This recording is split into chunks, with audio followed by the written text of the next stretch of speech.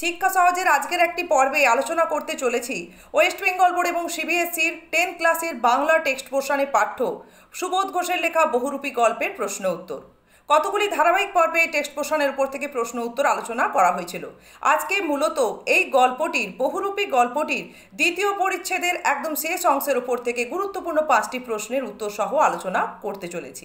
দেখো, 2026-এ যারা মাধ্যমিক দিতে চলেছো তোমাদের কাছে কিন্তু এই গল্পটা যেমন খুবই গুরুত্বপূর্ণ 3 নম্বর এবং 5 নম্বর প্রশ্নের জন্য, ঠিক তেমনি প্রশ্নের কিন্তু একটা প্রধান অংশ হচ্ছে এই গল্পের দ্বিতীয় পরিচ্ছেদের অংশবিশেষ।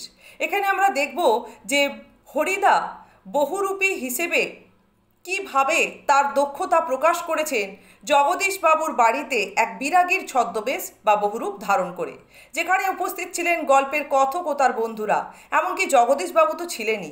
প্রত্যেকের নির্দিষ্ট নির্দিষ্ট অভিজ্ঞতা অনুভূতি এখানে ব্যক্ত হয়েছে এবং সেই সঙ্গে আপামর প্রকাশ পেয়েছে হরিদার বহুরূপ ধারণ করবার দক্ষতা বা শিল্পবোধ।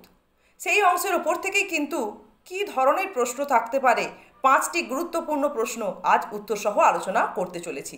আজকের এই শর্টের সঙ্গে কিন্তু সেই ভিডিওর লিঙ্কটি শেয়ার করলাম।